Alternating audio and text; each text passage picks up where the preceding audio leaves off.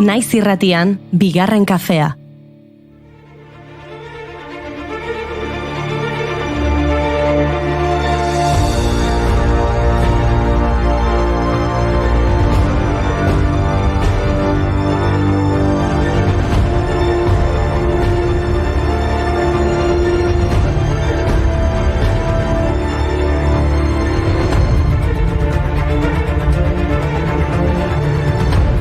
Egunon guztioi zer moduz egin duzuelo, goizo eratu zineten, ala gu bezala berandur arte egon zineten lehendakari gaien arteko debatea ikusten? Lehendakari gai guztien lehen debatea izan zen. Izan ere, bertan izan ziren Imanol Pradales, EAJ-PNV, Peio Otxandiano, Euskal Herria Bildu, Eneko Andueza, PSE, Javier de Andrés, PP, Miren Gorrotxategi, Elkarrekin Podemos, Alba García, Sumar, eta Amaia Martínez, Vox.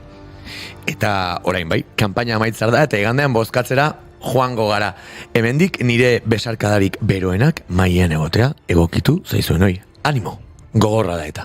Esa pena, ese dolor, esa tristeza, Oida da, hoi sentitzen dezu, gutuna jasotzen dezunean.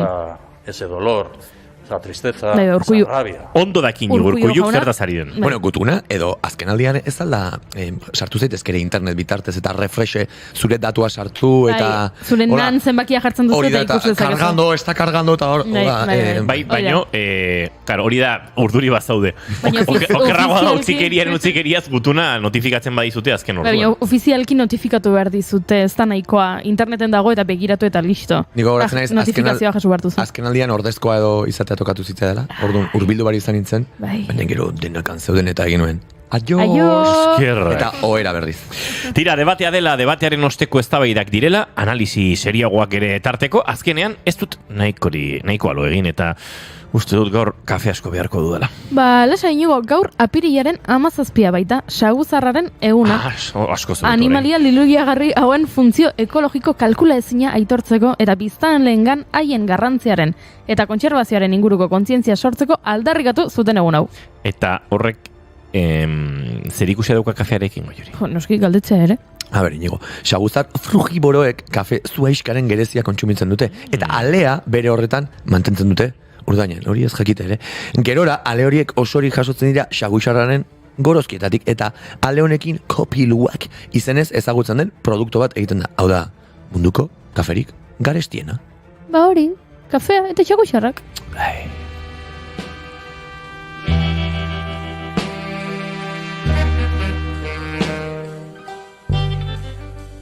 It's early in the morning,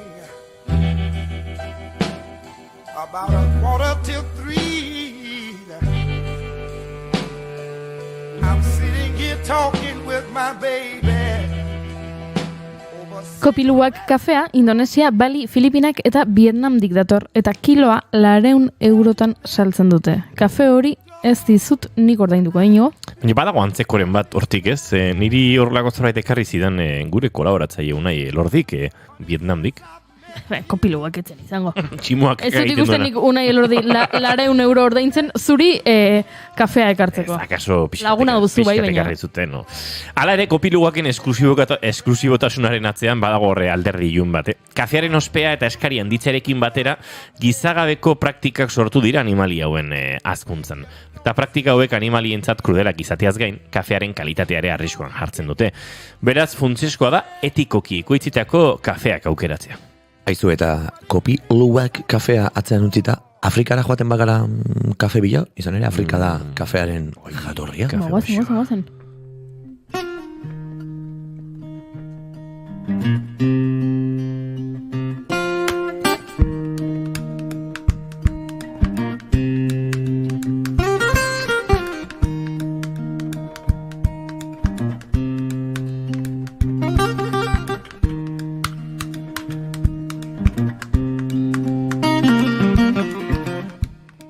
Azaua de Afrikarra beste honekin kontatuko dizuet, kontinente hartan, 9. mendean, sortu zela kafea. Eta Etiopia jakionen jatorrizko ama izan bazen ere, gaur egun, Kenia bilakatu dela edari honen epizentrua. Bere zapoleta usainagatik askok kafeen xampaina bezala ezagutzen dute bertako kafea. Eta begira, lotura hementxe daukat. Horregatik joan baitzen Karen Blixen idazlea Keniara, kafea landatzera, 1000 1914 urtean.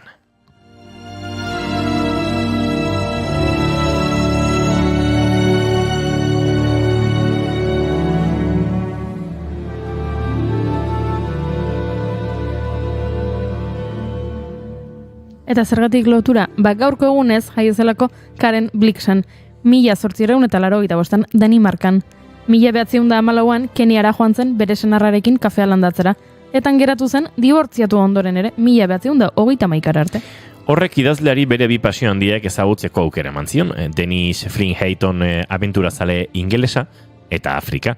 Blixenentzat beti askatasuna eta arraza eta genero desberdinetako izakikiko harreman afektiboa irudikatuko zituena. Dennis Flynn Haytonekin izan zuen harremanak inspiratu zuen Afrikako memoriak 1985ko film ospetsua Sidney Pollackek zuzendua eta Robert Redford eta Meryl Streepek antzestu zutena. Eta gainera, ez dakit badakizu, baino Out of Africa da pelikula hori nintzen ingelesez, eta nik Australian bizi izan dituen 9 hilabetetan lan egin nuen restaurantaren izena Out of Africa zen. Oh, lotura! Uste zenuela pelikula ingelesez beste modu batera esaten zela. Nahiko berandu deskubritu nen, zen izan ere, haun ere amaren pelikula kutxuntariko bat zen. Pentsatzen nuen esan bertzuela Madeleinekin jozuela Etiopian. Nahi, bain eska kafia bestik ez duen hartuko. A ber, Asiara kopi lubak dastatzera, Afrikara kafeen txampainaz gozatzera, ez da plantxarra, baina munduko kaferi goxuena ez aldago ba Kolombian, hartxu. Hori diote adituek, horregatik kafea landatzea herrialdeko motor ekonomikoetako bat bihurtu da azken urteotan. Kolombiar bati galdetzen badiozu arrotasunez, esango dizu bere herrialdea erreferentea dela kafegintzan. Eta gaurko egunez hiltzen kafearekin harreman estua zuen kolombiar bat. Gabriel García Márquez, Gabo, 2014ko apirilaren 14an zendu zen. Malauan ez amaseian. Amaseian ez, Amazazpian. Juega al absurdo con falsa claridad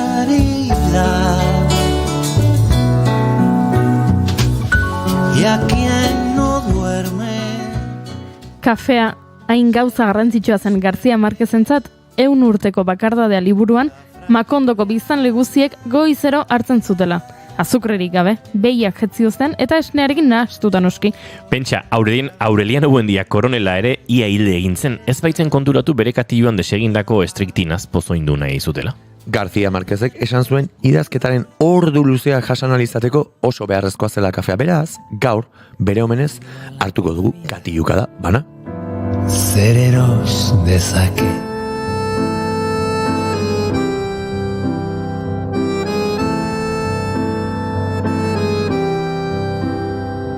bigarren eskuko liburu hartu eskutan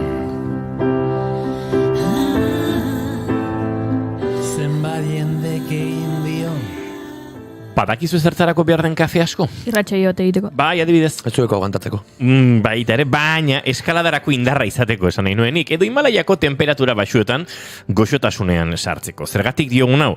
Bada, gaurko egunez 2010an edurne pasaban Tolosarrak Anapurna 1881 metroko mendia. 8.000, ez 1.000. Hoi barkatu 8.081 metroko mendia igozuelako. Bere 13garren 8.000ko izan zen ura. Eta urte hartako maiatzean, Xixa Pagmaren gailurrera iritsi zen 14.000koak osatuz. Haze meritoa. Entzutarekin bagarrik nekatu egin naiz eta indarrak behar ditut gaurko saioari egiteko. Gaietan utxatxa hartzen usten zaitu engiltza.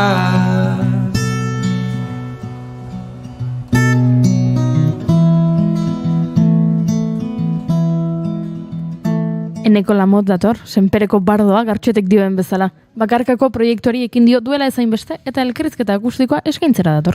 Eta doinuetatik haratago tartean Eneko Lusar laguna izango dugu telefonaren bestaldean doinu eder batzuk gomendatzen. Nahi nuke irukoa itxi beste Eneko batekin, baina ez.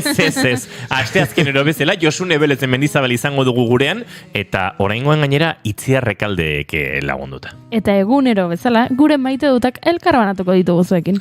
Baina, bigote, horrela, bai, nik uste asteko prest gaudela. Nik egunero bezala gainera. esaten duzuen bakoitzean, zera pentsatzen dut. Egunero bezala, gilegi pintatzen da. Aizuen zule, apirilak 17 gaur eta asteazkena da saiotzarra aurretik, zuekin gozatzeko duguna ongietorri, naiz irratira, bigarren kafean zarete.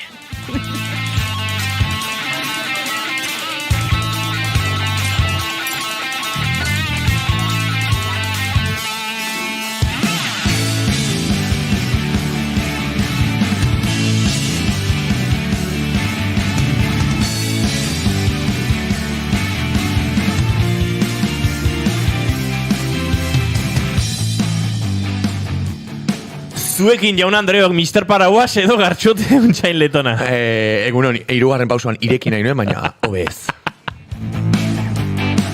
Hemen ikusi dunik gartxo eta terki hartuta eta esan dut, bueno, hau improvisatu beharreko dantzi izango da. Zuekin Goiuri ezei zarandia egunon. Zer den indiokerri puntuak irabazi nahi izatea, Esango nuke.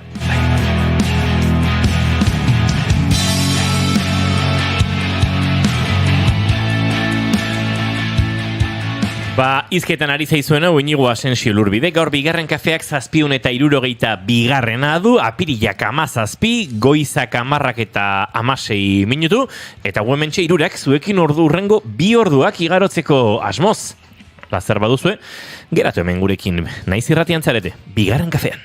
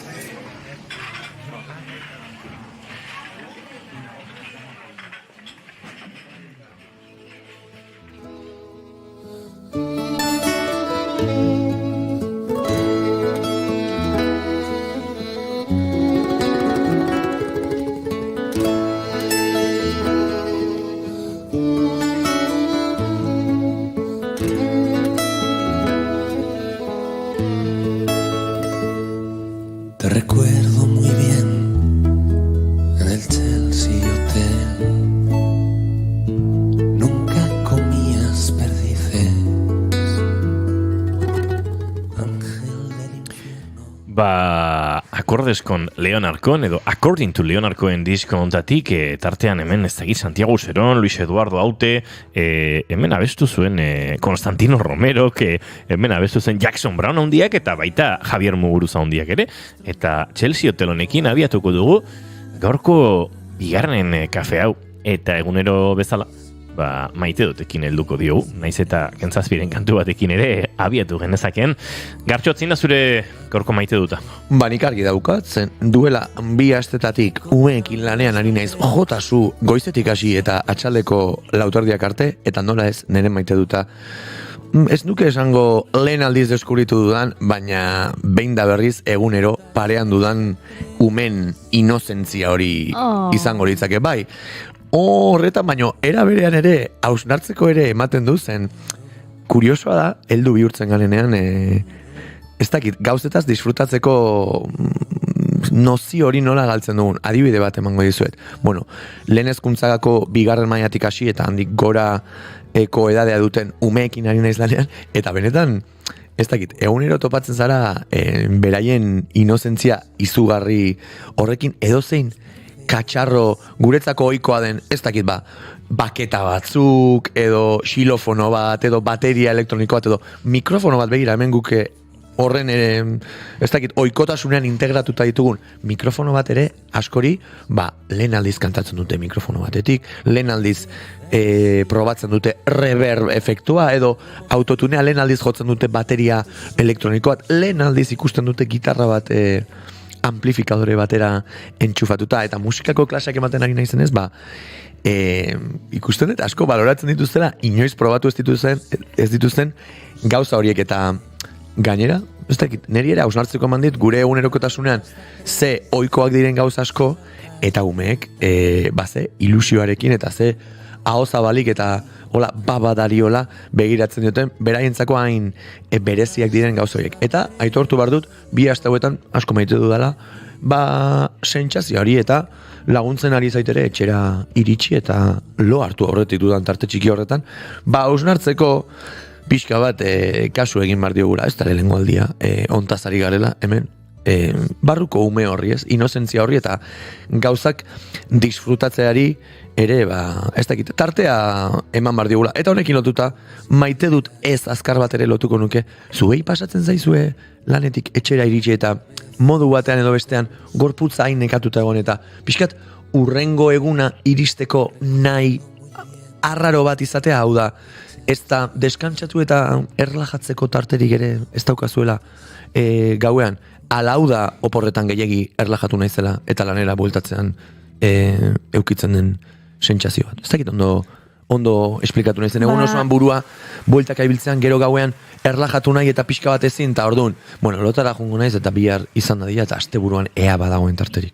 Bueno, zaitori gertatzen, ez dakit hildo beretik doan, edo guztiz kontrakoa den, baina batzuetan gertatu izan zait oso garai estres handiko garaietan edo urrengo egunetan lan karga handia edo bilerak edo rodajeak edo grabazioak edo horrela edukitakoan nekatuta etxera iritsi, egon leher eginda, konturatu behar duzuna dela ohera sartzea eta lo egitea, baino pentsatzea, ez dut lo hartu nahi, ze lo hartzen badut, ja bihar da. Eta bihar lan karga handia daukat. Eta eustea, loari, ez duzula lo hartu nahi, duzulako lo hartu nahi, izaten duzulako lo hartzen bali modu ja bihar da, eta ez dut nahi bihar iristea. Egun horretan irauteko saiakera egitor. Bai, ez dakit bani. Saiakera antzua, ze gainean nekatuta zaude, eta luzatu egiten duzu, eta... Bai, alako sentsazio ez dakit maite dudan, ez dakit ez dudan maite, baina oporretatik bueltan ala sentitzen naiz. Bueno, eta zuei eskerrak maite dut, hirugarrenez gaur dudan resoluzioa hemen eman zuen portatil berri honekin. Normalean nerearekin aritzen naiz, apurtu egin zai, baina gaur ez dakite 90K oze kalidadea nau, baina hori ere... 90K. Guapo zaude, Bai, beira, pixel guztiakin. Merito guztia ez da portatiaren, gartxot. Bastante emangarri zaude horrentxe. Egia esan horrezkerran dituen liburuek ere nahiko jantzten dute. Atzeko aterkiek ere bai. Bai, danak irakurri. Aterkiak ez dira ikusten eta. Hemen aurreko astean irakurri ditudan liburu guztiak ikusi. Bai. Bueno, baixe. Egia esan nik, jake galdetu duzun, sentsazio hori de biharko guna iritsi da lanera joan eta egin. Baina, egia esan saio egiten hainbeste jende interesgarri eta hainbeste momentu edar izaten ditugu batzutan bai lotara joan da bihar hau eta gai hau eta hau prestatu da dugu gidoi hau beti da lana noski da beti hau kezka hori buruan ez zaio gonbidatuari furgoneta utxiko horrelako kontuak baina egia da bai gustora urrengo gunean daukasunarekin bai oheratu izaten naiz eta nahiko gustora aldurtzen. Bai, nire ustez da ere, egunak eragiten dizun, eta ez nabil modu negatibo, ni oso pozinago, eta motibantea diren goza, baina egunak eragiten dizun gurpil zea horretik guztiz jeisteko tartea edo indarra ez izatea. Gaur sentitzen naiz ikusiko nukela pelikula hon bat, baina benetan jartzen naiz eta igual ez daukat gorputza ere, ez daukat gogorik ez da, ez zertarako gogorik ez eukitzeko, eta horrelako bukle, ez dakit, maite dudan edo ez, baina, esan dakoa. Nik uste, oporretan gehiagi erlajatu nintzela, eta oporretatik bueltako gurpil alu hau dela. Ze ona, izu, oporretan gehiagi relajatu bazinen ere gauza ederra da. Bai, hori maite dut. Ez dio horri errurik edo ardurarik leporatuko. Goiuriren maite dut askatuko dut, baina kantu batekin abiatuko dugu. Ados.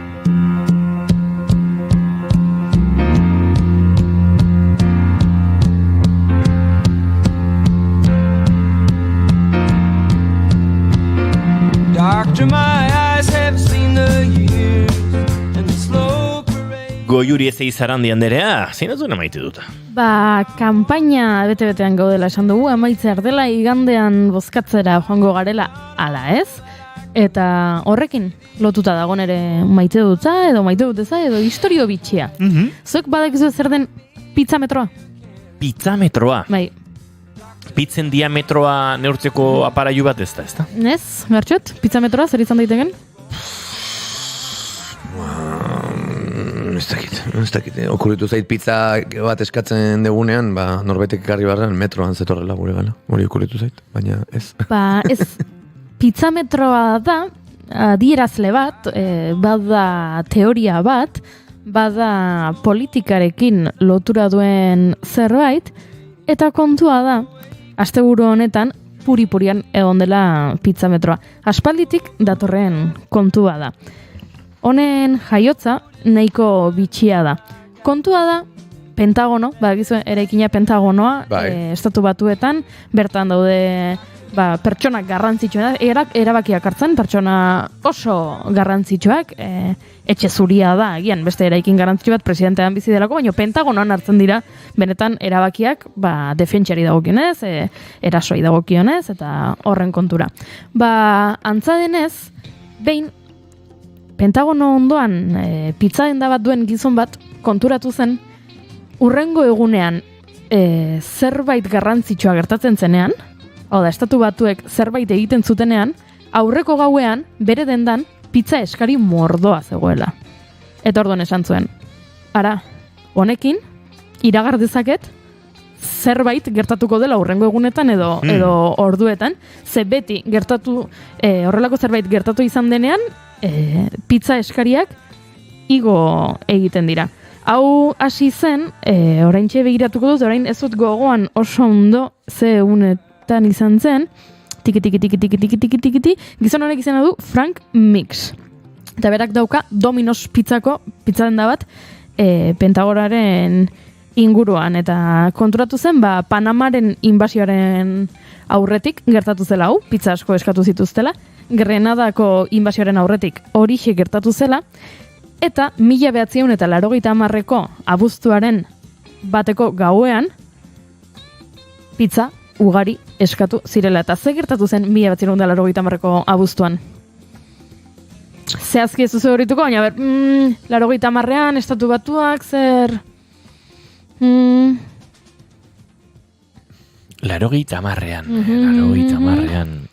80... Zerbait inbadituko zuten, ez da?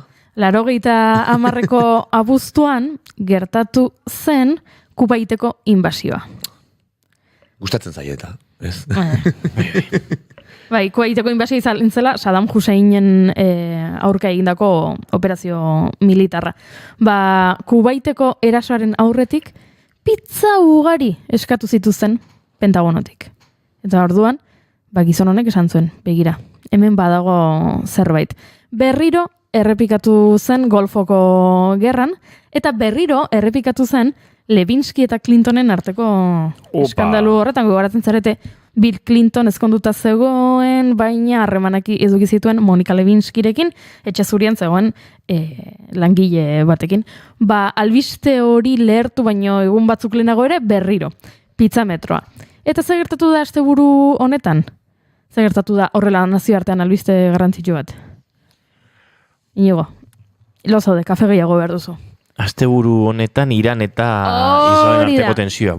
Ja ez dakiz egunetan bizi garen da ze pasa den ere. Oso ondo. Antza denez, berriro gertatu da.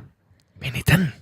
Iranek Israel erasotu baino ordu batzuk lehenago, pizza eskaria, eguneko ez dakizen batean. Ordu batzuk lehenago. Hori da. Pizza eskaria handiagotu da, baino izugarri.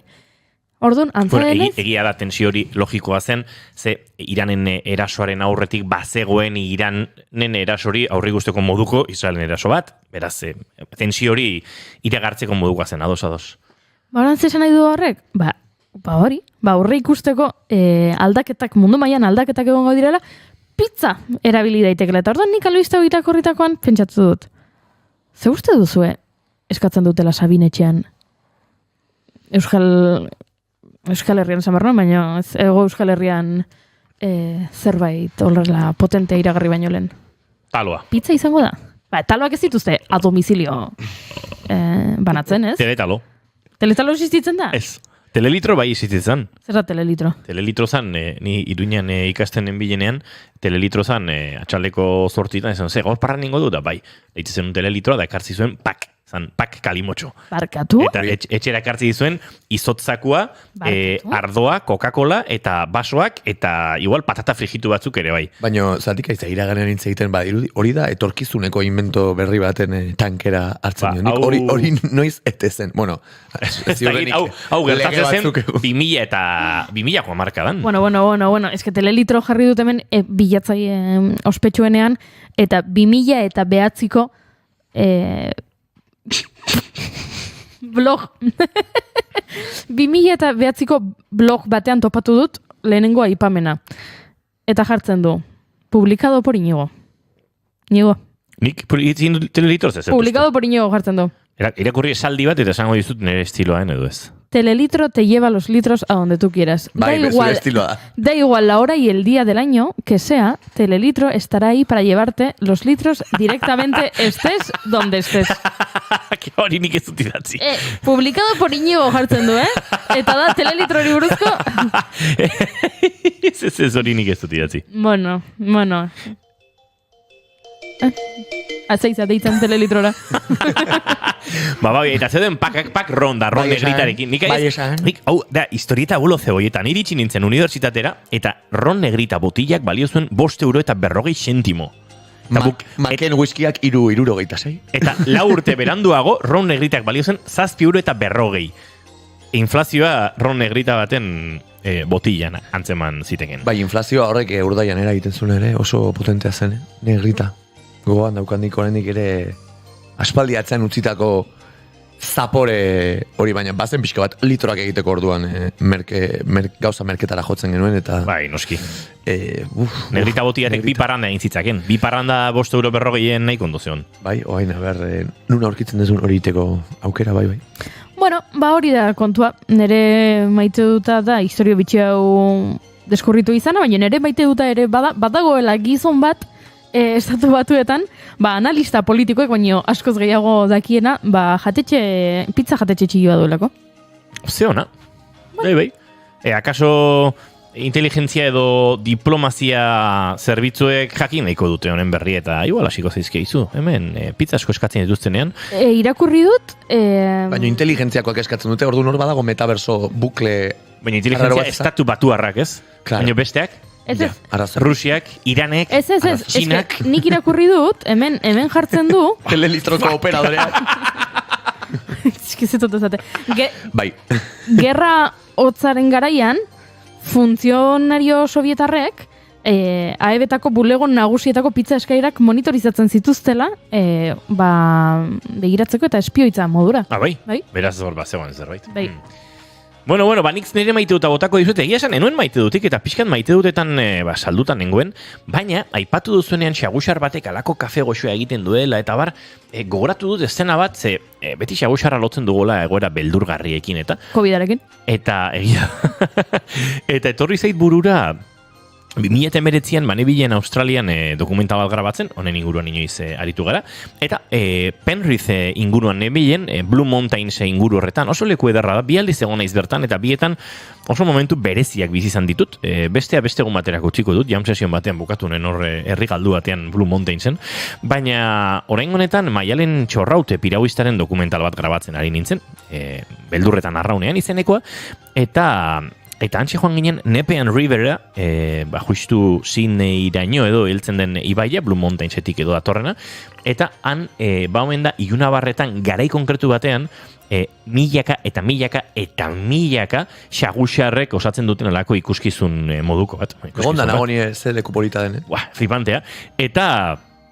antxe pasan nuen egon batzu pasan ituen, eta Ilunabar horren irudi hori etorri zait burura, eta lehen maite dutekin zen biltzatela, etorri burura ez, topatu ere egin dut, eta momentu batean gure StreamYard edo streaming aplikazio hauetan elkarbanatzen saiatuko naiz, gure entzulek ere ikus dezaten behar bezala elkarbanatzea lortzen dugun, esango nuke baietz.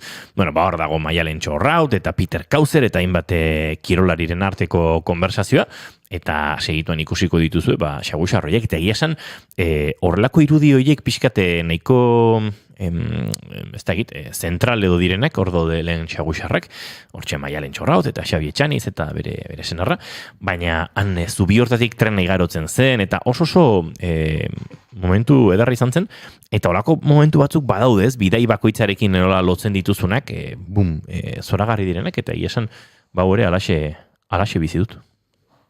Earki, niri ere ekarri dira zue hor Blue Mountains eta inguru horietako oroitzapena.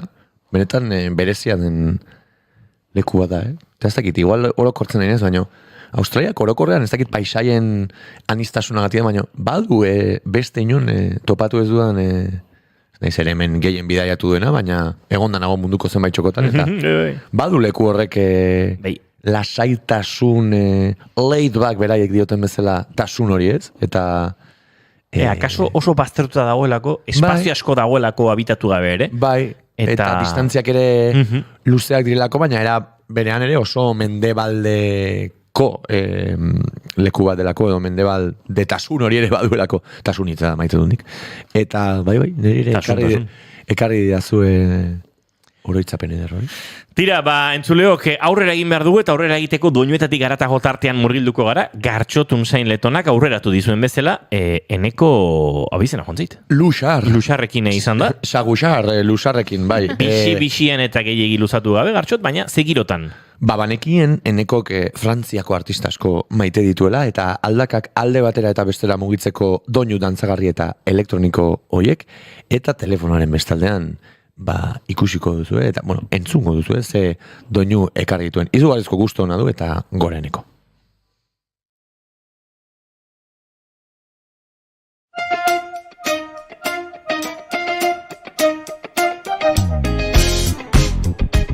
Kaixo, ongi etorri entzule doinuetatik haratago saioaren atal berri honetara. Astero bezala, doinu berri batzuk ezagutzeko aukera izango dugu gaur, eta ea gure belarriak pixka bat goxatzen ditugun.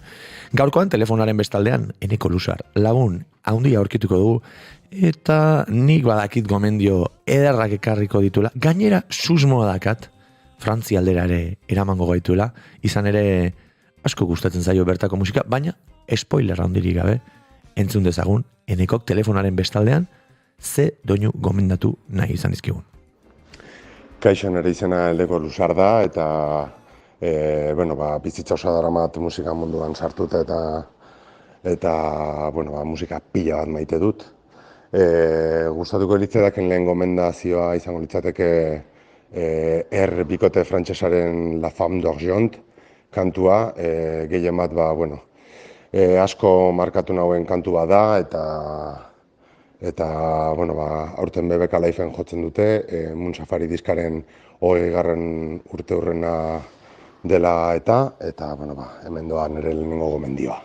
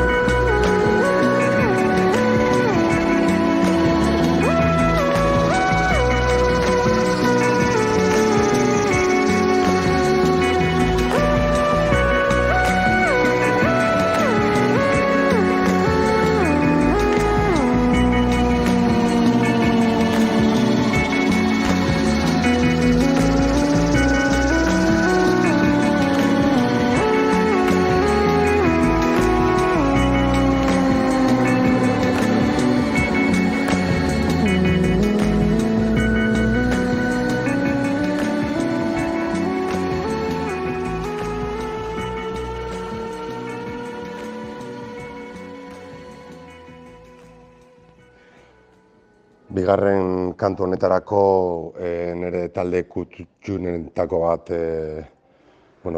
gomendatu nahi dizuet, Radiohead talde ingelesa. Kasu honetan 2007ko In Rainbows diskako kanta liluragarri bat niretzat, Weird Fishes arpegi deitutakoa, eta gehien bat da bidaiatzeko eta pixkat asko maite duten kanta bat da, eta bidaiatzeko asko laguntzen ditena eta erlaxatzeko.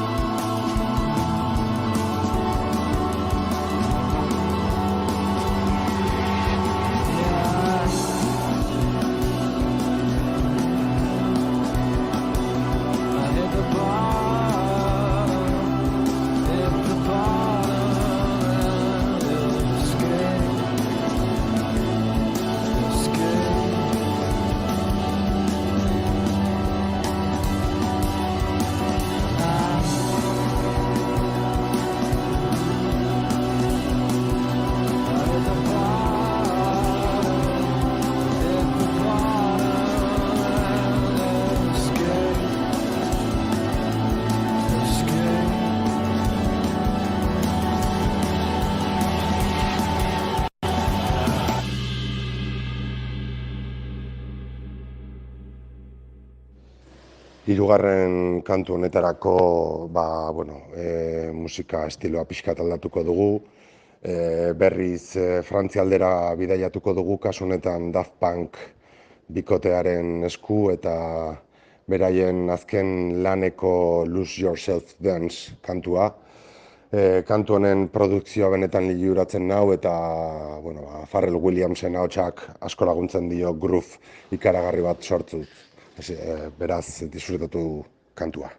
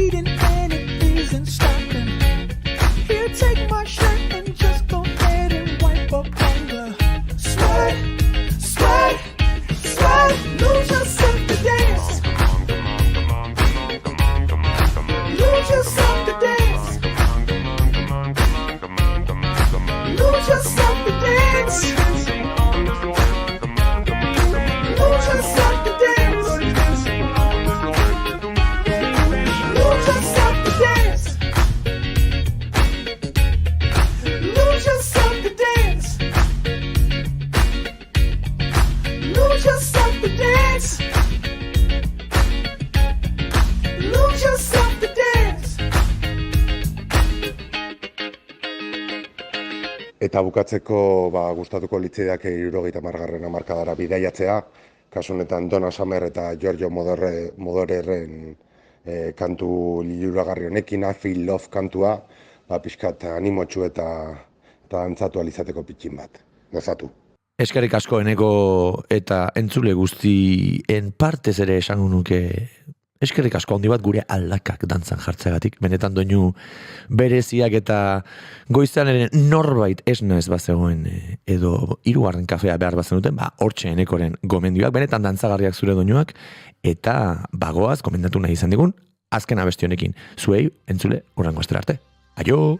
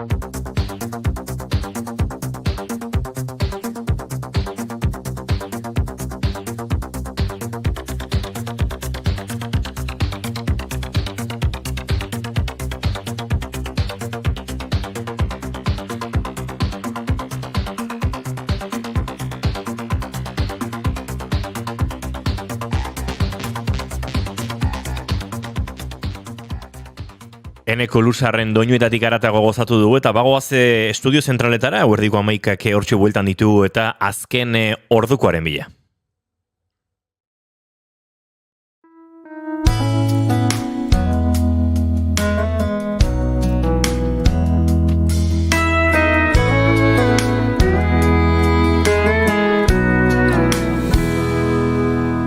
It didn't have to wake up. Badoa goiza aurrera eta bago azgazi zingurura txiribuelta azkar eta bixi egin bar dugu Josune Belez de Mendizabal Fernandez de Garai alderekin. Josune, egunon, zer modu zaude? Egunon, ba oso ondo, ja beti esaten dizuedan bezala, naiz eta asteazkena izan, ba asteburuari begira jarri naiz ni beti Bai, eta gaur badakigu eginkizunak zenituela eta oso goiz ikusten zaitugu ja kalera ateratzeko oso pres bezala, presaka, makillatuta, tira, ba gaur fast txiri buelta egingo dugu. Ze bai. Fast txiri buelta, baina konpostura galdu gabe, konpostura galdu gabe. Galdera bat lehenago, abestia unork aukeratu du, Iñigok edo Josunek? Zuk ze uste duzu? Asmatzen baduzu, Josune eta Bio gonbidatuko zaitu zerbaitera. Abesti hau topatu du Iñigok Spotify eta berak jarri du, baina ez du topatu berak entzuten duelako. Osea, izan da, istripu eder bat. Istripu eder bat.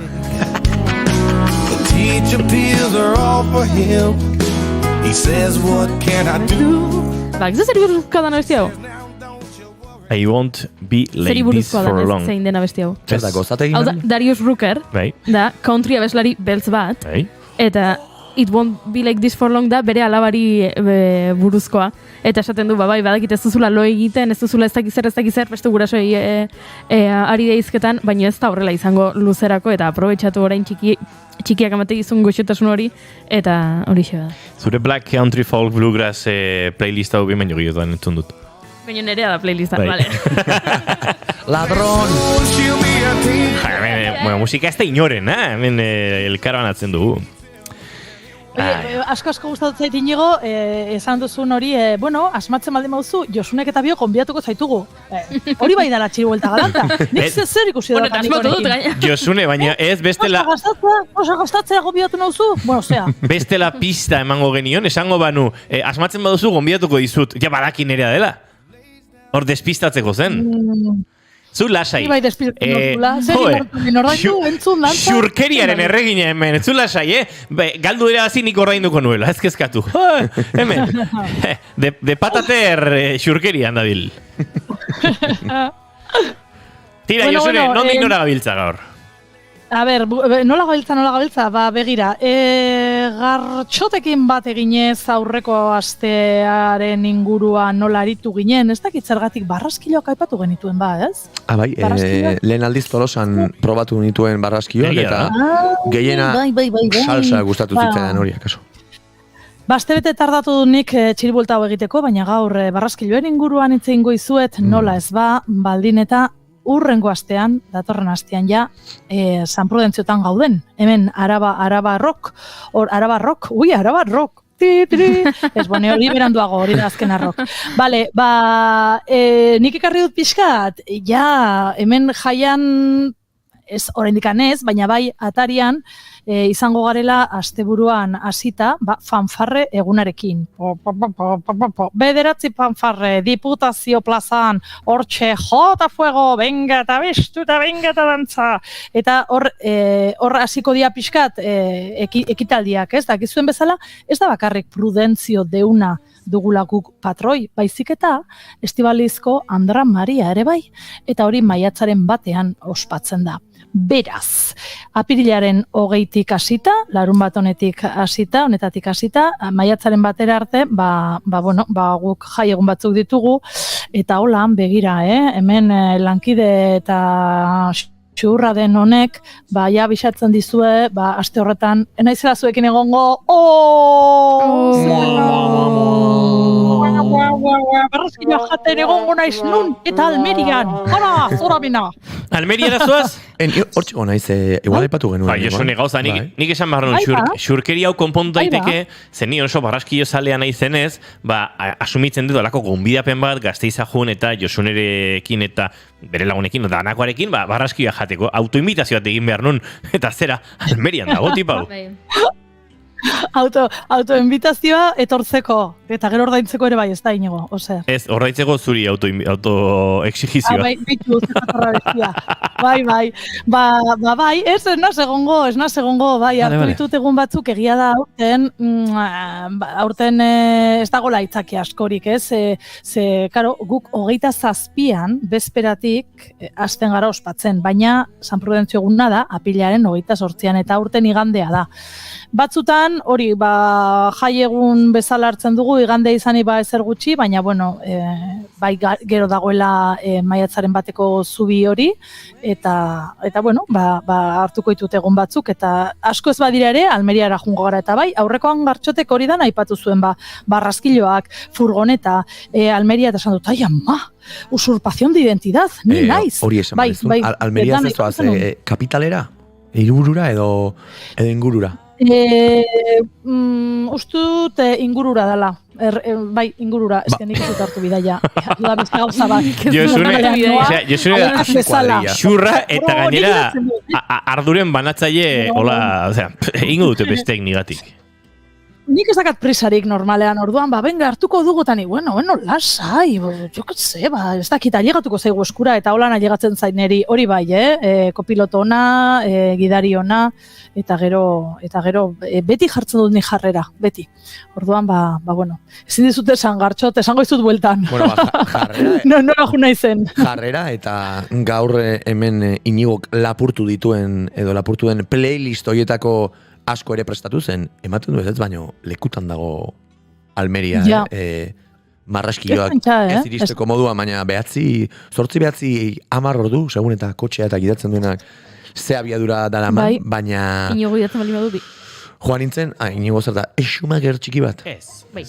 Bakizu ze esaten dudanik, batzuk daukegula fama, baina gero multak beste irizen zaizkiela. Eta gero lekutara azkar besteak iristen direla. Eta azkenean fama, nire batek esaten duke, algunos llevan la fama y otros la botella a la cama. Hoxe.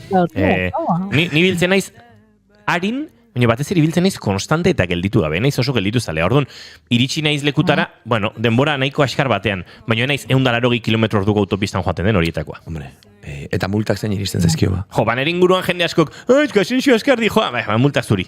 Ja. Beraz, multa jasotzen bali mazabiltza, ez zaude igual inorri ezer esateko, ez? Bai, multak eta kontatu dezaket gauza bat 20 segundutan, justo Almeriatik bueltan egona, inoiz ezagutu deten guardia zibilik, majoena ezagutunen, zeinak gomendatu zigun, Google Maps no 6, jetxi, ez dakit nola zen, aplikazio hau zen, honek abisatzen dizu, noiz dauden radarrak, noiz dauden... Guaze. Guaze, hori da, guazen, bai. Bakizu ze, baina... Barkatu ez. Benetan, beraiek abisatuta? Fucking Israel darra da aplikazio hori. No, jo... Nik ere euki dute, baina boikoteatzen ari naiz. Desinstalatu nuen, jetxi genuen, gracias, esaten ari ginela, berak aipatu zigulako, graziosoak inzitza. Guardia zibil batek gomendatzea, beraien kontrolak... Aplikazioa kojonuda da. Beraien kontrolak erakusten dituen aplikazioa. Eta gaina ezak radarrak abisatzen dizu, ibilgailu bat eskuinean geldik dago, istripu bat egonda, gauza pilo bat, oso azkar, oso bixi, erabiltzaileak aktualizatzen dute.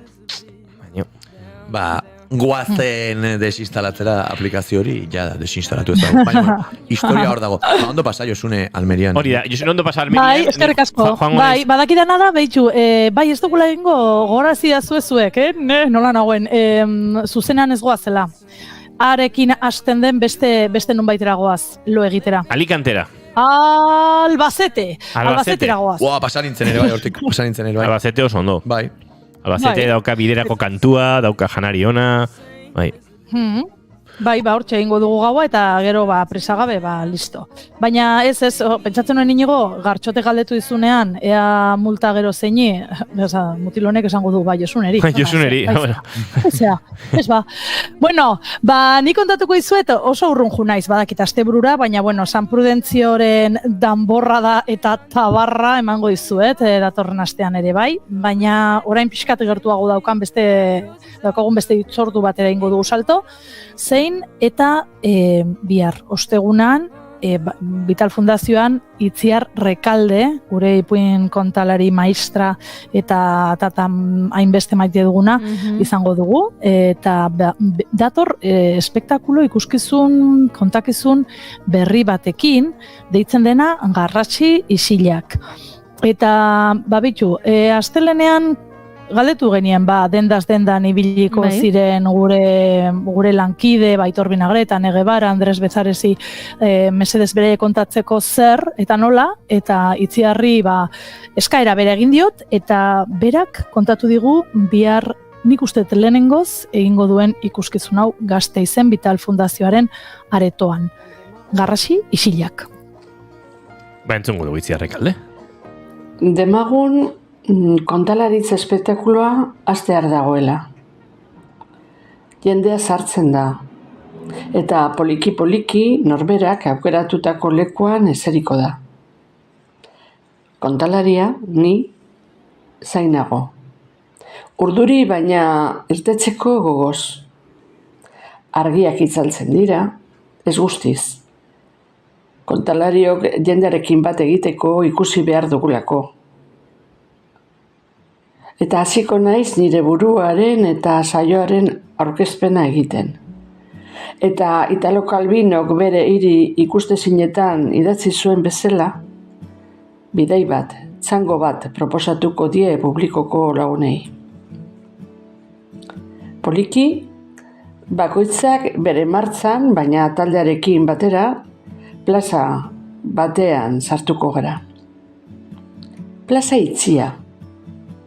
Eraikin ertainez inguratuta. Eta 4 sarbide dituena. Taldeko bakoitzak erabakiko du tabernako kanpoko mailan eseriko den, plazako banku batean, itzalean edo guzkitan, zutik edo denak kuskuseatzen ibiliko den baten bat ere egongo da. Eta batean, erdiko eraikineko 3. solairuko leihotik melodia bat entzungo dugu. Sostakovitzen Balz 2. da. Audizio baterako neska gazte batek txelos jotzen duena. Eta balza plaza osoa betetzen du. Bertako eta gure banda sonoroa bihurtzen da. Si bemol nota entzuten da eta beste noten artean nabarmendu egiten da. Eta nota bakar horrekin batera dena gelditzen da. Dena akonpasatzen da kuadro baten antzera. Plazan dagoen bizitza paisai harmoniko baten antzera ikusten dugu. Eta guk sartu garena dena zegoen mugimenduan sartu garenean. Forma eta kolorean hitz eta lausotuak kaleidoskopio baten antzera agertzen zitzaizkigun. Baina orain, nota horrekin batera, si bemol horrekin, dena zehatz eta argi daukagu. Sostakovitzen nota bakar horri esker, instant batean, 2 gizon bezarkatzen direla ikusten dugu. Emakume bat, bibote du gizon batekin dago hizketan. 2. pisuan, irakasle batek erromantizismoari buruzko liburua izten du. Ibrahimen manta bat zabaltzen du lurrean bere merkaderia saldu ahal izateko egunero bezala. Antonio bere dendatik irten eta atapostan dago zigarro bat pizteko. Tabernaria azken aulkia jartzen ari da terrazan eta bertan emakume goiztiarrak kafea edateko tankeran dago. Eta eurek, bertako biztanlek ez dakiten arren, guk norbanako bizitza eta sekretuak nola lotzen diren kate baten antzera ikusiko dugu. Bakoitzak melodia bateko nota edo isilunea dira. Eta denok bat egingo dugu. Sostakovitzen Balz 2. batera. Eta orduan, momentu horretan, bakoitzaren garrasi isilak entzungo ditugu. Hori izango da. Ostegunean, 18, iluntzeko 8etan, Gasteizko Dendaraban egoitzan, Vitalkutzaren egoitza, ikusteko, entzuteko eta bizitzeko aukera izango duguna. Bezarka handi bat danontzako.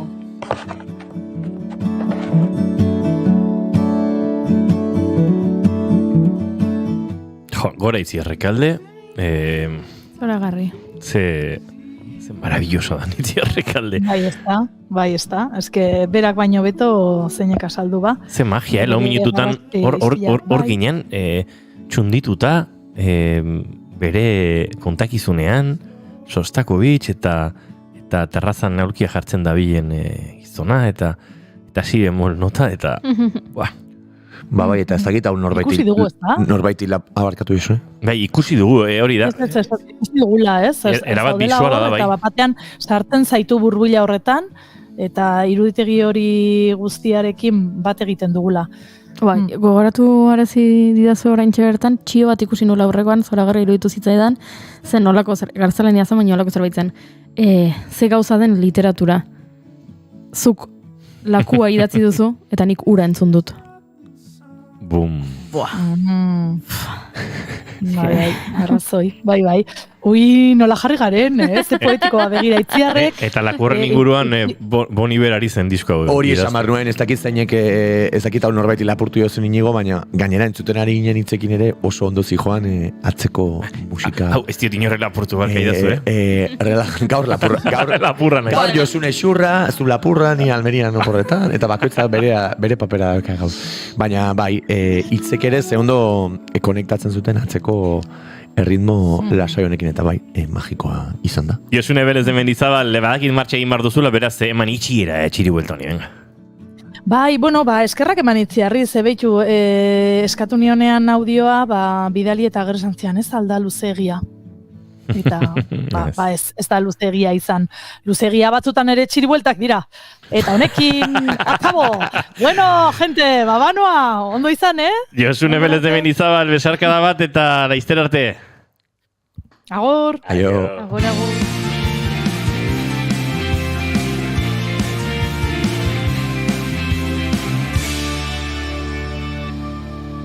Bigarrenak ez direlako beti okerragoak, Bigarren kafea.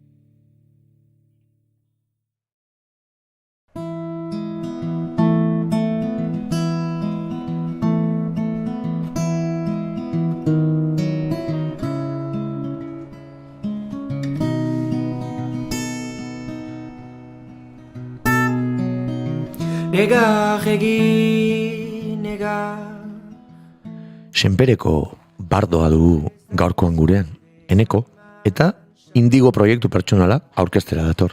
Aspaldian, edo ez aspaldian ere zuen, proiektuaren hazia izan ere pixkanaka loratzen ari delako. Bidean, gogo adina, abesti bilduko dituzi horretaguk, bigarren kafea hartzera gonbidatu nahi izan dugu.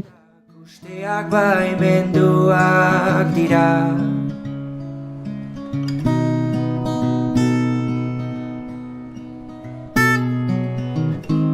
Ta zuri gertatzen Mina ez dakit, baina bere doinua guri behintzat ariman sartu zaizkigu. Esan, saretan ezagutu genuela. Ez dakit pandemia osteko olatuak ekarri zuen bertsioetarako joera hori izan zen bat, baino gehiago aritu ginen horretan, baina bertan zintzilikatu ditu abesti askoren bere moldaketa pertsonalak, eta hala iritsi da gure belarrietara, eta pentsatu dugu gure saiora ekarri bar genuen. Ta senditu zure gaietan utxatxa hartzen usten zaitu. Baina esan bezala, bertsioetatik haratago, enekoren proiektu berriak Indigo izena du. Hau da, bere egitasmo pertsonala. Bertsioetatik haratago doinu propioak ere sortu nahi dituelako, eta bidea egin nahi duen artista puska bat delako, beraz, ongi etorri eneko plazerrazu gurean izatea, eta lehenik eta behin eskerrik asko gure gonbita onartzeagatik. Eskerrak zuei. Guk ezagutu zaitugu eta gure belarriak goxatu dituzu tarte luze batez, baina beti diogun bezala entzulea pixka bat kokatzeko, aipatu dugu Indigo badela zure proiektu pertsonala eta lehen pausoak, edo ez hain lehen pausoak, baina bai, lehen pausoak ematen ari zarela, irakurri dut hor nonbait Gezi taldean ibilitakoa zarela, eta lehenik eta behin galdera horixe da, nolatan bakarkako bide honi ekiteko gogori, nola sortu zen, eta nora eramango zaitu?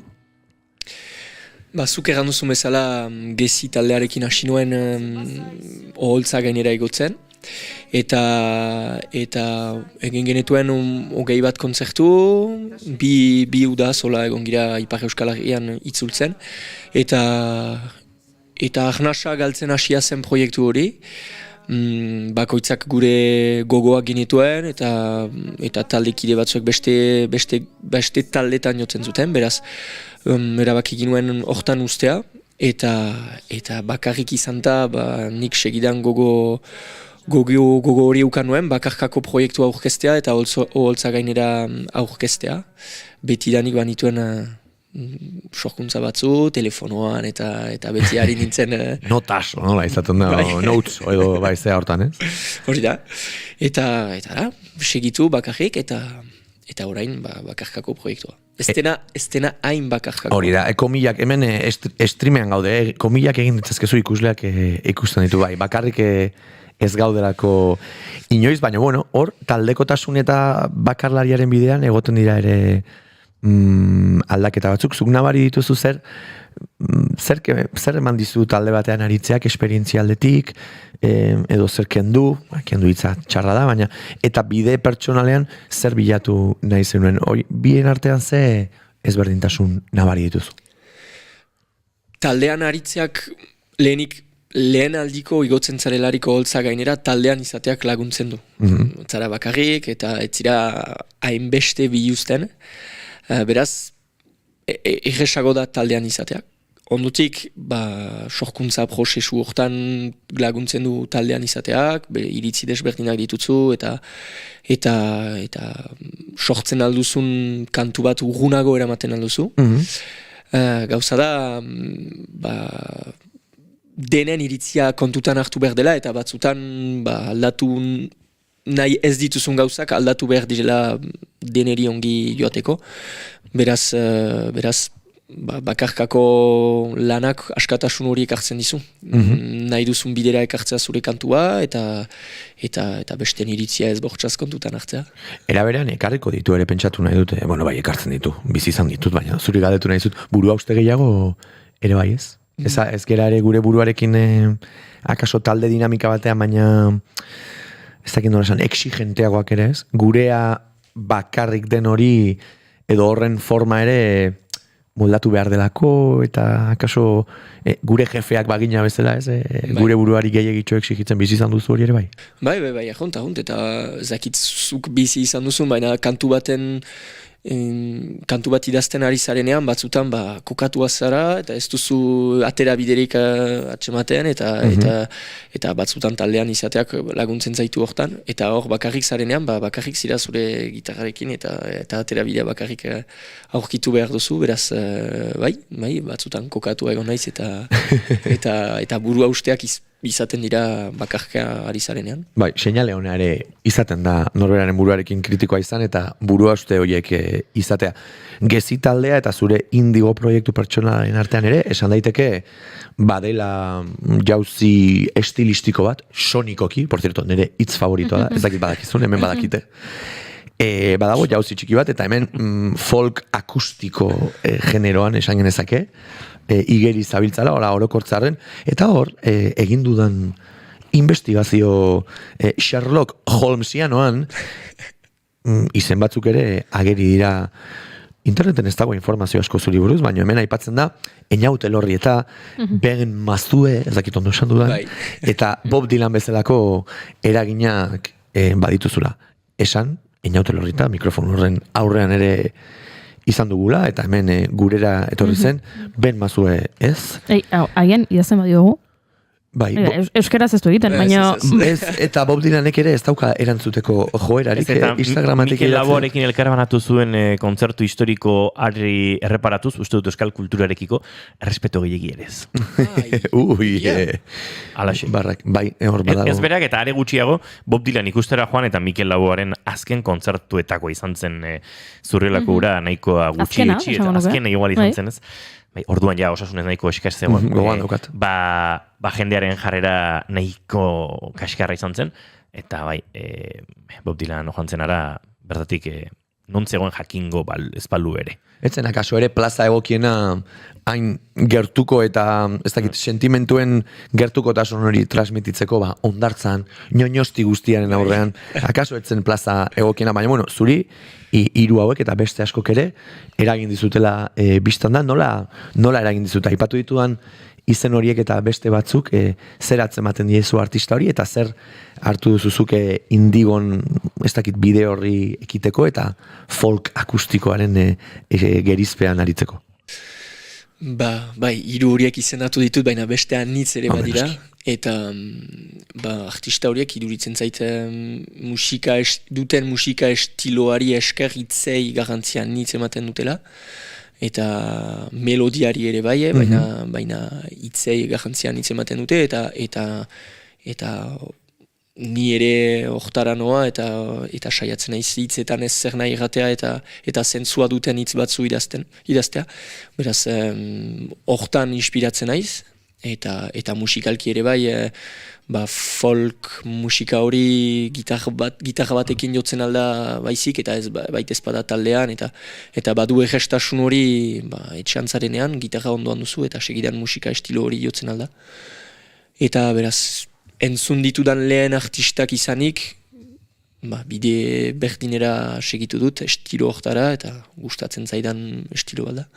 Eta hor, niri askotan gai sakonak edo, ez dakit bai, ematen du hemen asko sakontzen dugula, baina gustatzen zaitere humoretik galdera batzuk botatzea, kasu honetan postrerako prestatu beharreko pastel bat balitz, zure abesti bat edo zure abesti gintza, hiru osagai bakarrik daude, kasu honetan, hitza aipatzen duzuzuk, eta garrantzia, melodia ere bai, eta instrumentalizazioa, hor, lehenetxiko zenuke osagaietan zer bota gehiago, edo behar du izan hiruen oreka bat. Edo hiru seme alaba balira, zure favoritoa zein litzateke, hori gaizki dago, baina ala igual erresago ulertzen da. Bada lehen postuan dagoen seme alabarik zure musika egiteko moduan.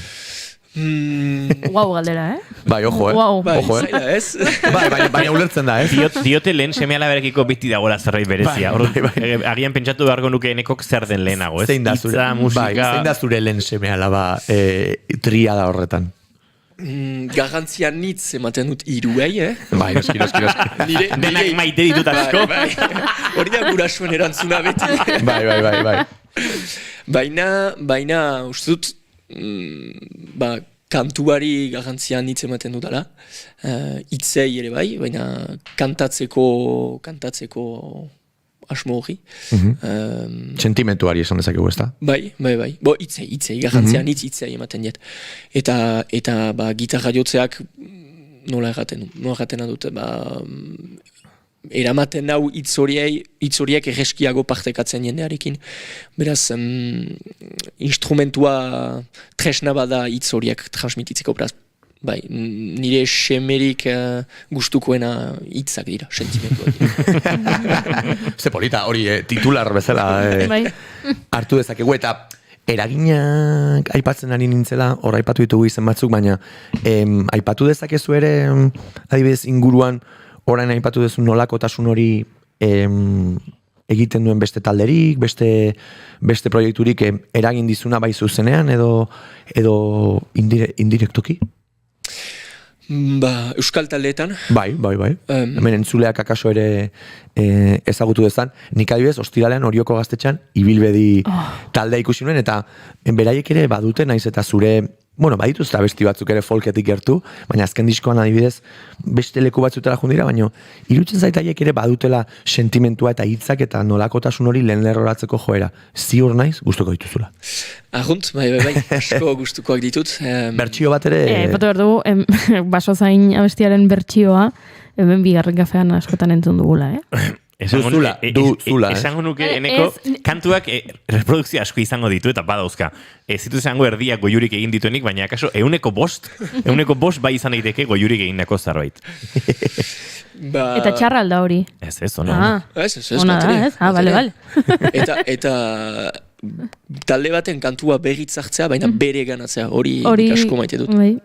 Gartxotek egin du hain itzuri. Jo, gehiegi, txapela, zakurrana, bai. Egun aldiz egin nun zaunka, pandemiak askorako eman zuen, eta... Gainera, inor pentsatuko, Gartxotek zor ditu, ez, talde horiek zor diote Gartxoti bertsio guzti horiek egin izana. Hombre. Hemen ez etortzeko inor royalty eskean. Ez, eta gainera, hau, ez dakit hemen kontatu da, baina nik pertsonaki bertsioak egitean izugarrizko momentazoak eukin dituen zen, pandemiak eta itxita egote horrek, ez zegoen mundua itxita zegoen, eta jaso nituen inoiz, jasoko ez nituen mezu batzuk ere bai, Ale Subagorekin hitz egin nuen, ojo, Ale Subago ez dakit ezagutzen dezun, baina hemen Donosti aldean eta aski ezaguna den artista bada, eta aipatu zian, hau zuei ez dizue kontatu. Markatu, Alex Subagorekin hizketan eritu zinen? DM bat, bai. Donosti aldean ezaguna ez, Alex Subago. Ja, bota det, kistona bota det. Esango nuke, Ego Euskal Herrian behintzat, Espainiar estatuko kulturan eta ezaguna dela, akaso bestaldean gutxiago, baino Puerto Rico, México, Amerika Latinako, Perun, oso ezaguna da. Bai, esan nahi nuena da, itxita ginen eta hor DM-ak eta zeak eta etiketatzen unik, ez dakizuk ala egin duzu, baina abesti bat bertsioa egiten duzunan, baso zainena, ibilbedi etiketa da banik. Ale Subago eta Señor Lupe eta horrelako gauzak etiketatu nituen eta jata tipuak erantzunta, que bonito en euskera eta tendré que cantar en euskera eta horrelako batzu bota zizkian Ale Subagotan. Iba, asiai. Diskoentzak ibilbedikin kolaboratu nik erosikoit. Hori ez nion esan, baina ematen du ere bertsioa egiteak zubigintza eder bat, ez? Ez bakari gure eraginak direlako, baizik eta zuk esan duzu bezala reinterpretatzen direlako abestiek. Eta aukera da ere zure nortasuna erakustea, zure estiloa erakustea, eta bai. Bo, ibilbideri buruz pausatu didazun. Bai. Desbideratzeko. Galetu didazu niri eta zuari izara kontatzen zure gauzak. Zalantza egin dueneko orainaldia do lehenaldia erabili. Galetu zen idan, nuela 7 egun. Horrelakoa nahi zeneko, hauek ezagutzen haute, baina zu gaur eneko ibilbedi. Ikasita jungo zera. Uste dut garrantzitsua dela ere hori aipatzea. Ibilbedi bezalako talde batek izigarri ederrak idazten ditu eta uzten dio entzunleari hitz horiek bere ganatzeko eta bakoitzari uzten dio lekua pentsatzea zer nahi duten hitz horiek eta ez dira zuzenak eta horrez gain aski ilunak dira eta nik joera hori dut ere iluntasunetik inspiratzea eta iluntasuna dut iturria kantuak idaztean beraz. Olako taldeetan inspiratzen naiz eta Bai, ulertzen zut, hausnarketarako bidea ematen duten talde eta proposamenak. Bueno, hementxari gera, badakigu enekoren seme alaba favoritua ere zein den, nundik eta zergatik ari den kantuan. Baina gitarra maite du. Gitarra maite du. Eta gitarra eta hotxean entzun nahi du. Gero pixka bat hitze ingo dugu gitarrari buruz, hitzen garrantziari buruz, baina entzulari ere eskaini barko dugu lehen doinua, ez da eneko zer kantatuko dugu? Lehen kantua izango da Lobelar, eta hitzak entzutean ematen du droga aipatzen dela, eta baina kantu hori idaztean Aitormena kantutik inspiratu nintzen, eta badu bigarren zentzu bat, naiz eta produktu ilegalak iduriduen aipatzen dituela, maitasuna aipatzen du. Eta maitasunak eragin dezan minguzia. Entzungo dugu, zoaz gure egune akustikoreneko.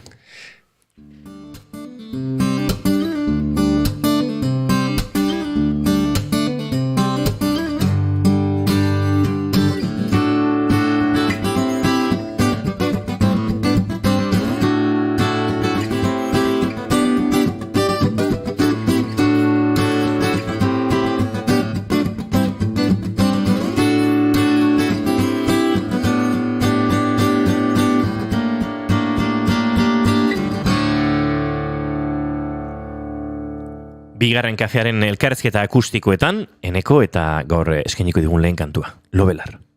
Nahi duzunean, eneko.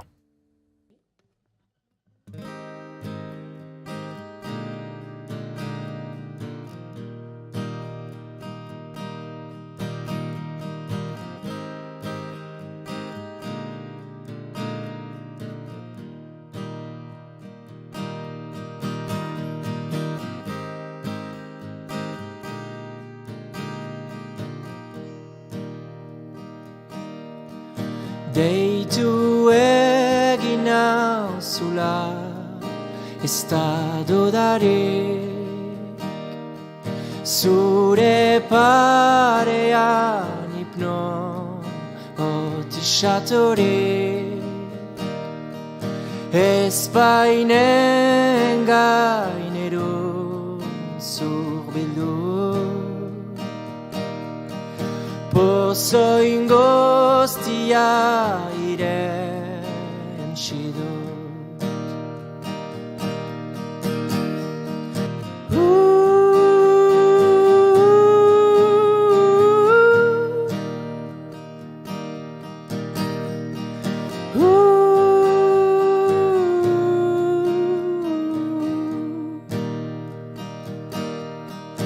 Sorgendoko nauzula badaket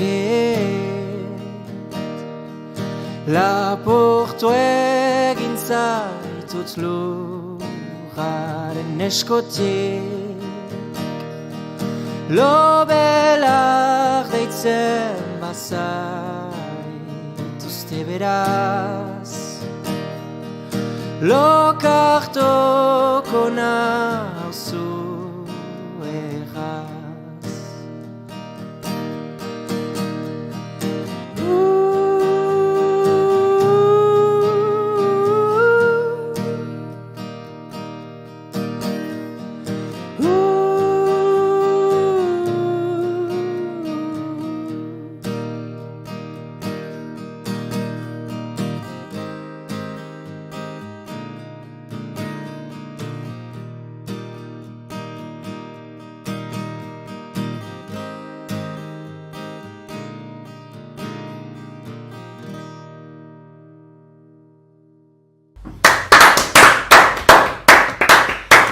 Eskerrik asko baeneko, badator gure elkarrizketa setera bueltan, eta argia piztu eta segituan izango dugu berriro gurean. Bueno, hau da eneko. Ez gartxot, badago. Urte asko. Badago gitarra eta hotsaren defentsa horretan esentzia bat, oso norberanean, oso nortasunarekin dutakoa. Inigo, nik esango nuke ganera, prozesu bat ere izaten dela, eta pertsonalki ere sentitzen dut gitarrak bere, ez dakit, sueltasun horretan duela, askotan enozuk aipatzen zenuen bezala, indar emozional handiena, ez? Etxean banoen hautsa hartzen zuen, xoko batean, eta astearek amudan bezala kantatzeko Untza behar nuen, eta beraz saiatu nintzen hola gitarra hartzen eta akordio batzu jotzen, eta segidan piztu zitzaidan behatzetako min hori. Fa ikasteko lehenengo horma, eta... Denbora eman dut fa egiteko. Bai, nik ikaslekin ibiltzen naiz, txikiekin, eta bada lehenengo horma. Jakin dezan entzuleak, fa jotzeko behatza oso tente eta gogor euki behar da, eta izaten da, instrumento guztiek eukitzen duten lehen horma pianoan zein da, inigo, hemen piano jole jaio bat badugu hemen, eta pianoan badago alako horma bat. Galdera hona da. Ez dakit, farenanik ere bizizan nuen, denok ez, gitarrarekin, edo si menorrarena, baina pianoarekin ez dakit entzatzen dut disoziazioarekin izango duela, momenturen batean ezkerreskuarekin zerbait eskuinarekin batera egin nahi, eta horma hori gainditu arte pianista askorentzat izaten da klasikotik modernorako edo akordeetarako transizio hori ere, ulertzea G batean 3 nota daudela edo 3 eta 4 bat aukeran eta hori dena, baina ez dakit engarbia esango nuke ez dagoela. Fa bat, ez dakit pianoaren fa hori zen. Kuriosoa da instrumentoek nola dituzten ikasi nahi duena desmotibatzeko alako galba txiki batzuk ez, eta gitarran argi eta garbi fa da, baina bueno, biztan da hemen enekok duin superatu zuela lehen horma hori, eta pixkanaka aurrera joan zara hasi zara ja, ez dakite, afinazio ezberdinak probatzen, edo zure buruari alako erronka txikiak botatzen pixkanaka gitarrarekin, edo nola zoaz pixkanaka akorde berriak ikasten, ez dakit eskuari ere eragiteko modu berriak investigatzen, pixkanaka ez da? Bai, hasieran akordio ideki horiek eta erresak eta lehen akordio horiek, eta pixkanaka jo naiz internet izan da nire erakaslea, beraz... Zurea eta anitzen askotan, hori da. Eta internetetik ara, bideo batzu begiratu, eta saiatu beste manerak badira akordio akordio baten egiteko, eta gainera beste sonoritate batek hartzen du, eta internetetik beratu eta saiatu. Ederra. Eta pixkat, itzen gaien sartu aurretik, hor, off-record aipatu didazu ere, eta bueno, ez dakite, esklusiba den, baina esan genezake, zure abestiak bere baitan izango dituen lehen grabazio baten urtea ere izan daitekela 2024 hau, ez da? Bai, ahunt, helburua dut eta laguntzarekin, lau bost kantu grabatzea urte bukaera intzin. Uste dut artista gisa gogoa duguna, seguraski zuk ere gogo hori zenuen, da egiten dituzun sorkuntzak eta etxean eta logelan jotzen dituzun kantuak garbira pasatzea, eta besteekin partekatzeko kalitatezko zerbait ateratzea, eta puntu hortara iritsi naiz gogoa dut gauzak birmoldatzea eta garbiki pasatzea. Ona, galdetzen dizu zen, gitarra eta hotsaren soiltasunaren oinarria zari gara etengabe, baina pentsatu nahi dut, abesti hauen birmoldaketa edo reinterpretazio honetan, bi gauza, bat inguratuko zarela lagun eta musikariez, eta bi inguratuko zarela orain arte zure sorkuntzak euki ez dituen beste elementu gehiagotaz. Zer bilatuko du Indigok gitarra eta hots soia duten abesti horiek, pixka bat estudiora eramaten edo komilak irekitzen ditut hemen, talde formatua hartzean zer gehitu nahi diozu zure musika egiteko moduari, sensibilidade horri, zer ez, zeintzu dira marragorriak balin badaude, edo dena da hemen aran ireki bat, aukeren aran ireki bat. Nire buruari mugarik ez dut ematen, uste dut nirekin parte hartuko duten artistek lagunduko nautela eta hien ideiak kontutan hartzeko idekia naiz. Hala ere, nahiko nuke produkzioa ez sobera pizua izatea. Maite dut gauzak aski harinak egoten direlarik. Nahiko nuke gitarra elektrikoa, basua eta bateria gehitu. Baina zerbait aski harina egotea. Ez dakit aipatu dugun baina. Gorka Urbizuren azken albuma iduritzen zait olako maneran egin nahi dudala. Da zerbait izigarri harina ematen du simple, baina badu talentua eta badu... Bai, zerbait badaki. Bai. Baina iduritzen zait egin duela manera harinenean. Eta ateratzen da berak atera nahi zuen guzia. Hitzei garrantzia ematea eta melodiai garrantzia ematea. Eta ez da produkzio lodirik, eta hori asko maite dut. Gustatuko zaizu, gainera lotura egingo dut, eta ni oraindik enamoratuta nago, ez zait joan, eta 2-3 aste pasako dira. Gorka Urbizurekin zuzenean aritzen den emakumea, Amaia Miranda da, hemen edukitzeko plazerra izan genuen, eta berak pixkat, zuk esan duzun, aldarri hori ere egiten zuen, ez? Soiltasun hori, Amaiak nola esaten zuen, 3 toma gehienez egiten zituela, eta dena zuzenean grabatzen zuela, 2 mikrofonorekin, bere musika sentitzeko eta ikusteko moduan, ez zuelako nahi inolako produkziorik, ez aldaketarik, eta hor bota zituen ere, nola esan zuen, abestiak egiten diren egunean grabatzen zituela berak, lehengo kolpe hori aprobetxatzen zuela, zen hortzegoen abestia pilpilean, ez da, eta gero... Erabat ados nago horrekin. Bai, entzun behar duzu, bigarren kafera etorri eta bota zituenak, zen benetan interesgarria dira, eta ez dakit, lekzio asko ere, eta usnarketa asko bota zizkigun. Bigarren abestia entzun baino lehen, hitzen erreinua eta Goiuri hemen zure laguntzare eskatuko, aipatu dugu, ematen diozun garrantzia, normalean Goiurik hitzak analizatzen ditu, baina zuk hor bideo batzuk badituzu, oraindik kaleratzea ofizialik ez, baina pixkat hitzei ematen diozun garrantzian sakontzeko, nik jakin nahiko nuke garrantzi hori pixkat desglosatuta, inspirazio iturriak ere zeintzuk diren, metaforen zale bai ez zaren, bere alakotasuna nahi duzun, galdera ikurrak planteatzea gustatzen zaizkizun, lerro arteak, pixkat hitzei ematen diezun garrantzi hori azaltzen nahi nuke, pixkat daukazuna harremana ezagutu. Nolakoa da eneko hitzekin duen harremana? Lehenik nik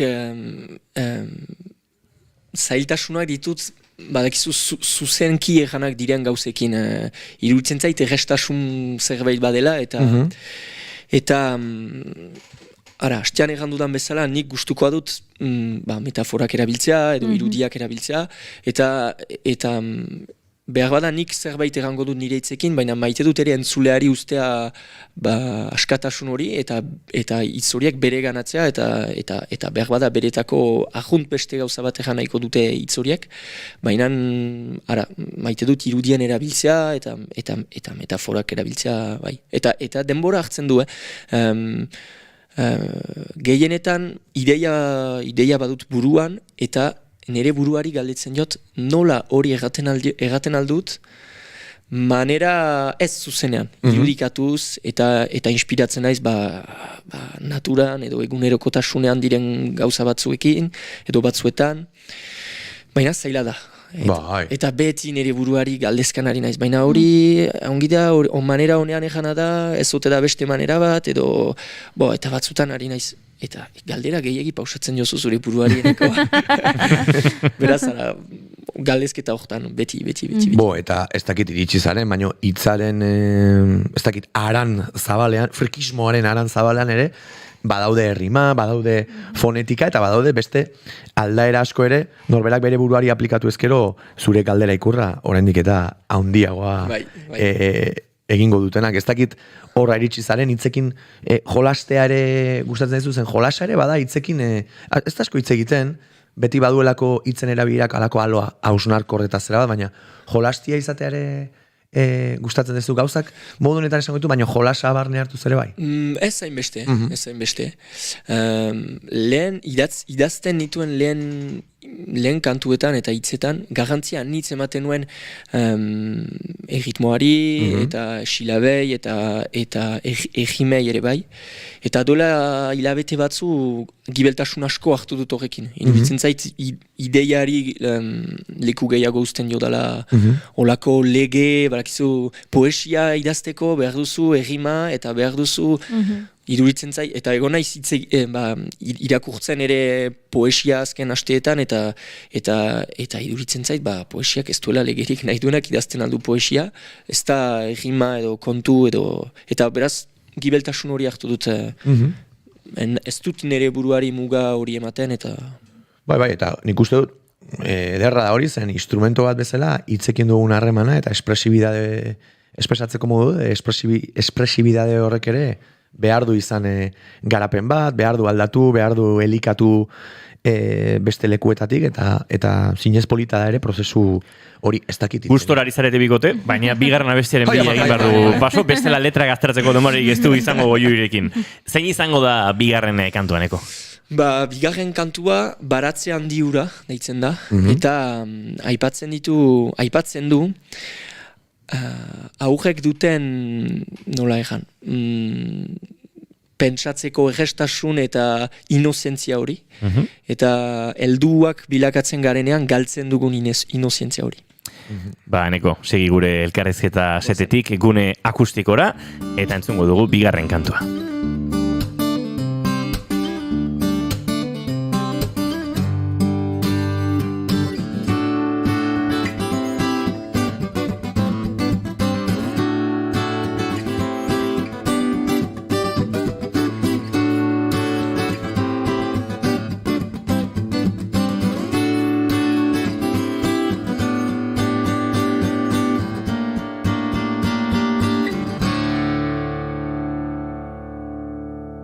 Bigarren kafearen elkarrezketa akustikoetan, eneko dugu gurekin eta bigarren kantuare prest, nahi duzunean eneko.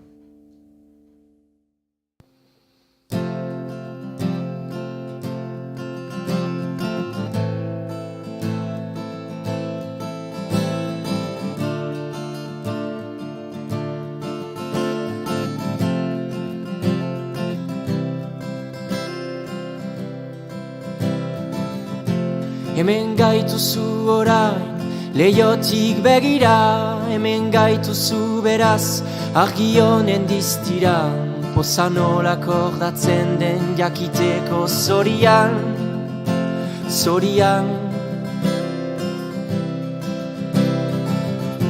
Hemen gaituzu orain, Aur gaztei begira, ametsak erabiliz, margotu egin duten arazorik gabeko baratzean diura begira. Bilatzen egon ginen inozentzia hori, etengabe desiratzen.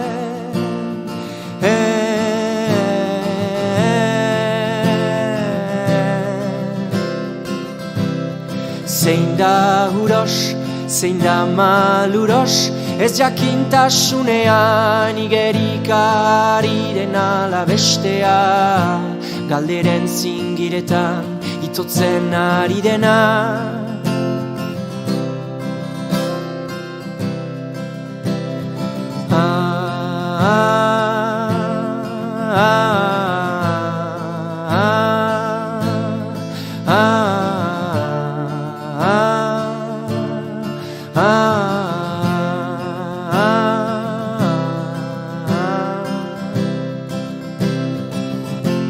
Zer egin dezakego gu ere irtetzeko, aize freskone gure aurpegia jotzeko, ta askenean aske senditzeko.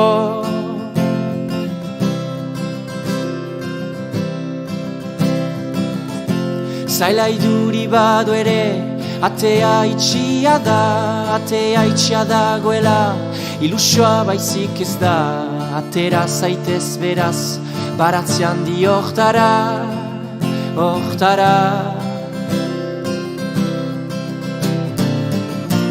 Bilatzen egon ginen inozentzia hori, etengabe desiratzen.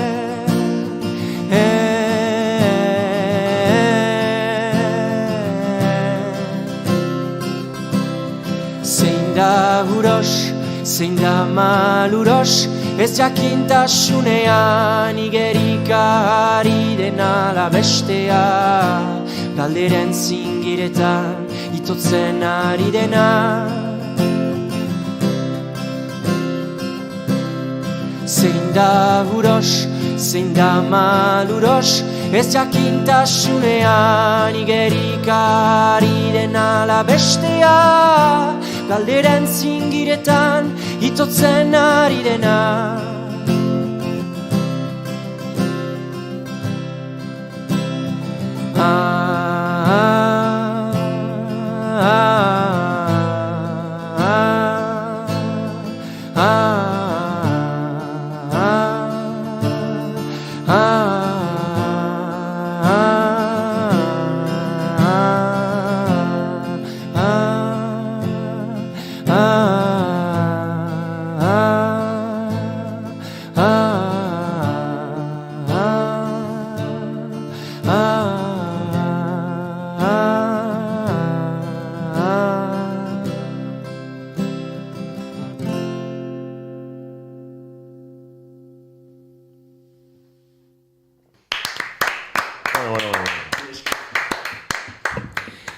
Eskerrik asko badator laneko gure entrevista setera momentu batean, eta azken minutu hauetan hitzei erreparatuko diegu, eta, bueno, borrotarako Goiuriren sarraski ere gainditu beharko du Enekok. Beraz, sarraskia ez, gaur... Protosarraskia izango dago. Protosarraskia. Bai. Baina Kandido entzengo du. Sarraskia. Zuk, instrumentala den talde bat etorriko balitz ere, botoi horri emateko gogoa izaten ulertzen dut. Kandido Urangaren kuña hori lortuta, baina... Instrumentala den talde bati engo genioke test auditiboa, ez? Nota bat bota, ze nota da, eta horrelakoak. Hori Instagramen agertzen da, ez? Entrenatu zure oído absolutoa, eta horrelako test bat egingo genioke. Baina, Eneko hori itzen inguruan galdetuko digo. Baina, Eneko hemen pixka dago hau eize bota diete kafean, baina, bueno, jakizu sarraskia izaten dela, hona etortzen diren gonbidatuen hitzak Goiurik maisuki analizatzen dituen tartea, batzutan existitze ez diren konexioak ere sortu izan ditu, eta jendeari urrengo albumerako ideiak ere eman izan dizkio, aseke kontuz. Gaur lasain ator, eta gainera badakizu ze gertatu den, Nuela galdera bat prest, eta Enekok berak erantzun duela, zela Lobelar kantaren inguruan, ea ze letrak dio, ez da dudarik zure parean hipnotizaturik Espainian gaineruntz hurbildu pozoin guzia irentsi dut, eta nik ere, berak aipatu duena pentsatu dut, hau droga izan daiteke, ez? Hemen pozoina, gainera lurretik hartu dut, eta belarra, eta, bueno, hau droga da, edo maitasuna da, eta galdera erantzun duzule, nago? Bai, hori da. Hemen, dena egan dut. Aitormena bezala, beraz, galdera hori, jazta egina, eta auto erantzun da. Baina beste kantu batengatik galdetuko dizut, Aritz handi, Aritz zahar, Aritz zabal, emaidazu zure hitza, Aritz eder, adiskide, erakuts zein den bide, Aritz arin, Aritz gozo, betiko guraso. Bueno, hemen galdera, ez dakit galdera den, baizik eta bai ez da pena, gurasoei eskainitako kanta bada. Bai, gurasoei edo arbasoei edo eziketan parte hartzen duten pertsona guziei, bai. Bai, bada Aritzaren irudi azkar eta sendo hori, eta kantu hori idatzi nuen, hitzak idatzi nituen musikaratu haintzin, hitzak idatzi nituen Kanadan nintzela bidaian nintzen, eta egon nintzen animaleko oian batean, eta bazen Aritz erraldoi bat, eta inguruan beste arbol txiki batzu pusatzen ari, eta ematen zuen arbol horiek Aritz handia begiratuz zerorun zigotzen zirela.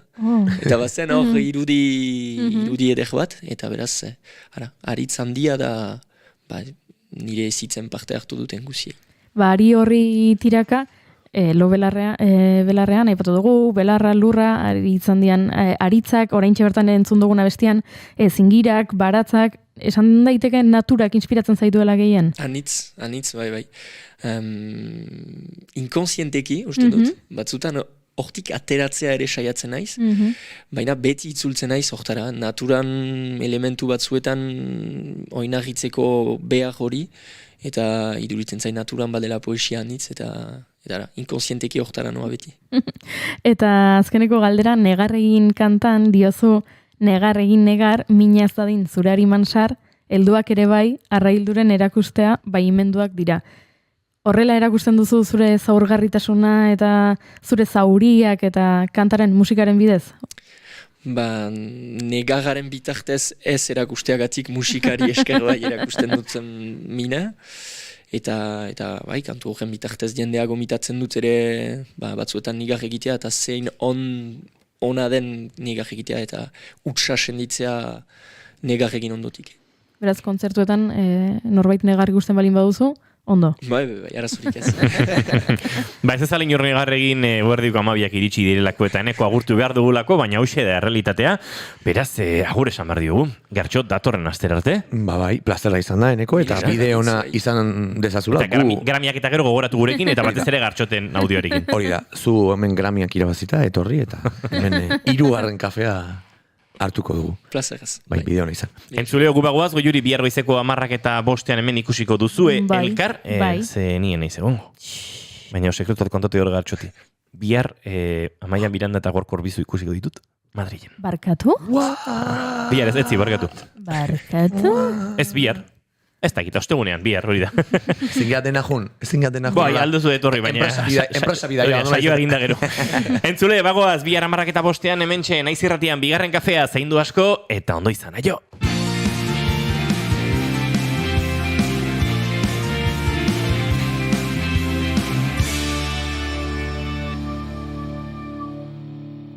Keep calm and bigarren kafea.